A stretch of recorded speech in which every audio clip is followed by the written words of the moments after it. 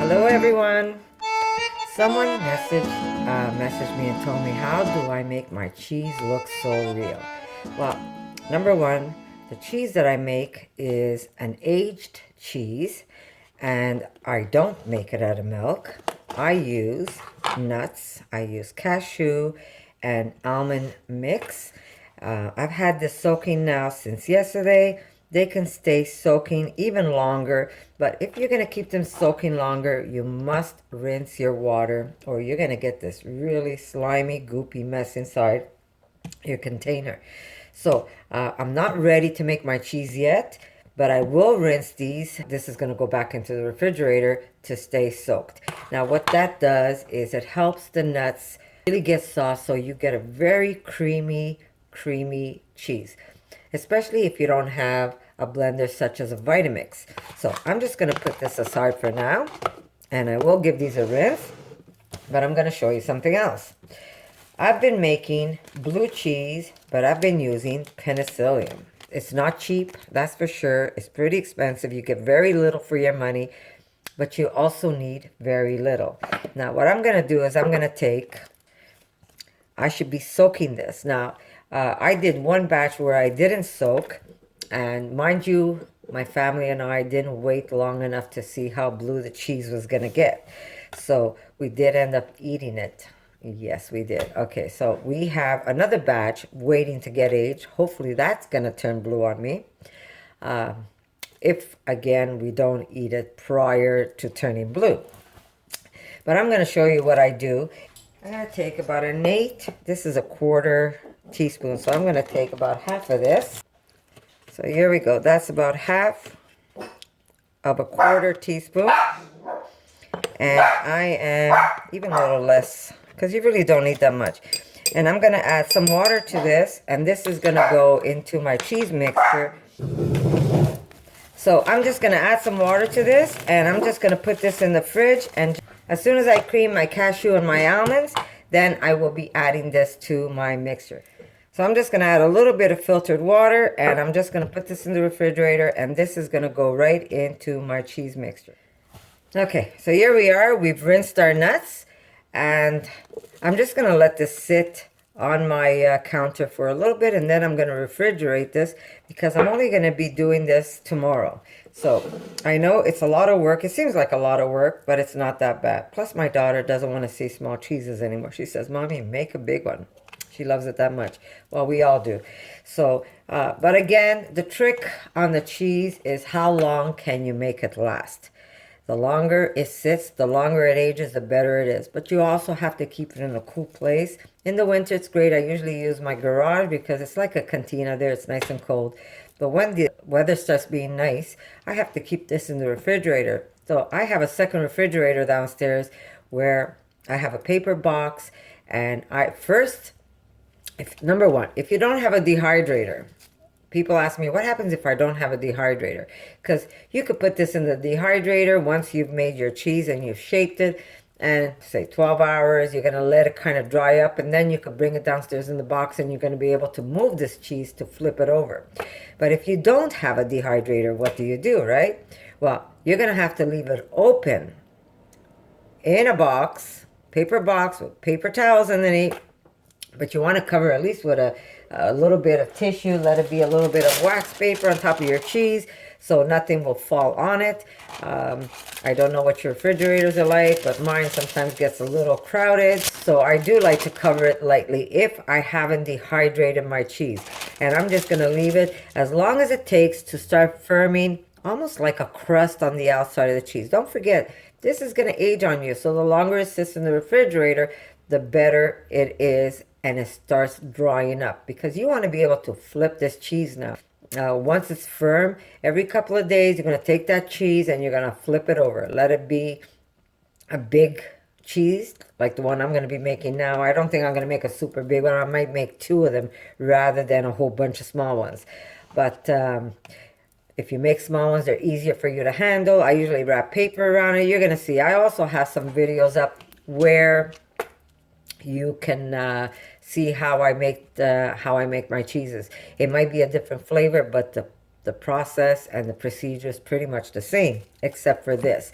Now, I have a blue cheese up for people who don't want to go out and buy the penicillium. Like I said, this is expensive, but again, you need very little, and not everybody is successful. Mine was turning blue, but they wanted to eat it before it turned blue. You could have seen that there was specks of blue going through my cheese, but my family couldn't wait. They like it anyhow. So, you know, who am I to say, no, don't touch the cheese? Because it's not that I'm a factory here where I have a whole bunch of cheese going. But like I said, if you're patient enough and you do it right, it will turn blue on you. But again, you have to do it right. It's not the easiest cheese to make when you're using this type of ingredient. Like I said, patience is the trick. Now, if you're not doing blue cheese and you're making a different type of cheese, again, patience is the trick. The longer you wait, the better your cheese is going to get. You're going to be able to cut it, to hold it. You could have it with a nice glass of wine, vegan wine, of course, and you can have some delicious crackers. You can make it into a nice meal with some beautiful fruit and grapes, some beautiful figs. The weather is getting nice. All this beautiful fruit is going to be available to us. So it's just nice to have these cheeses, especially if you were always a cheese lover like I was. I loved cheese. My refrigerator was loaded with cheese. Every week I would buy brie, I would buy gorgonzola, I would buy parmesan, I would buy pecorino, you name it, I would have it in my fridge. And it went as fast as we bought it. So because I am such a cheese lover, this was a great replacement. When I turned vegan, I didn't make a big fuss. I knew I had to stop all of this, and I just did it. I just didn't make it hard for me because I knew I was there to support my daughter. And when you do something, you pretty much have to do it cold turkey. You got to go and say, you know what, I'm not going to have this stuff anymore. So it was easy for me. But when I started to make my own cheeses, I saw how delicious these cheeses are. And they're just as addicted as the other one. The only difference, it's a good addiction. It's not, well, you could gain some weight if you're eating cheese every day, let me tell you, because nuts are high in calories.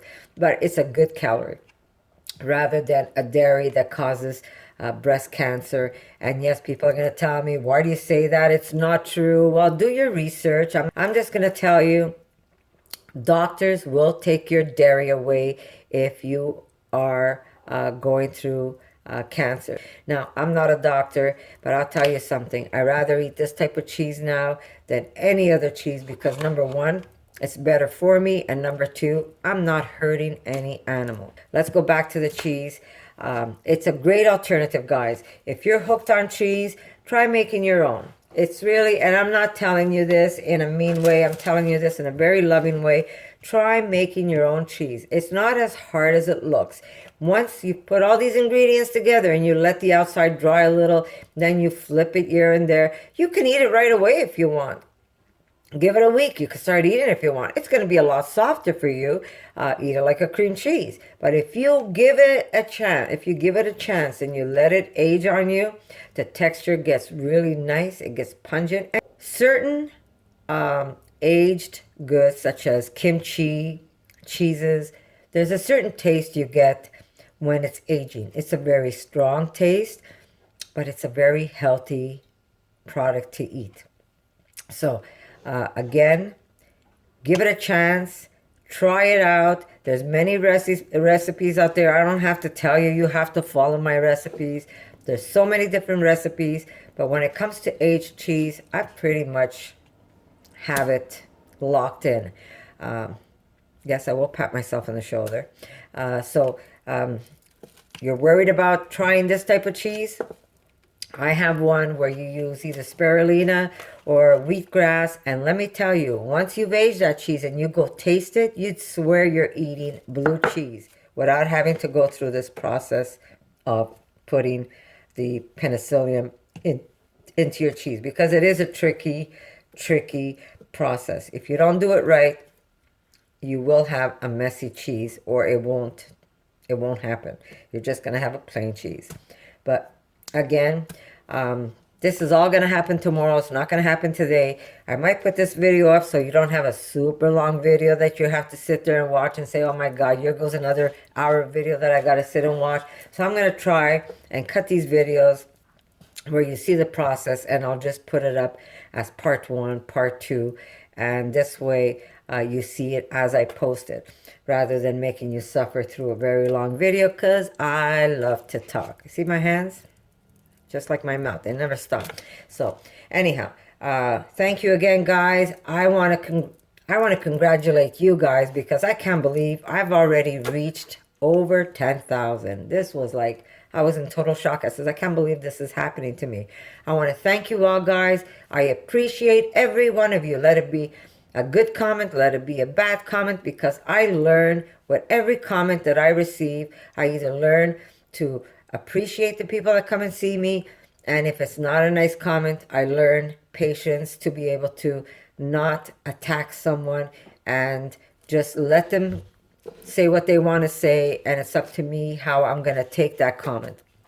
So I do learn with every comment that is on my videos, and I really want to say thank you for letting this happen. I'm so excited, and if you do like my videos, share them. The more I get, the more I can teach all of you how I live my life and what I do to make a difference on this planet and for these animals and for my health. I wasn't the healthiest person a long time ago. And I mean, I wasn't the sickest person, but I had my demons, trust me.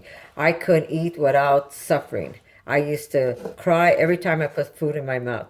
My husband had all kinds of health issues, and when he turned vegan, they disappeared. My husband has been told that he looks younger today than he did 20 years ago. And he's only been vegan for about 7 years.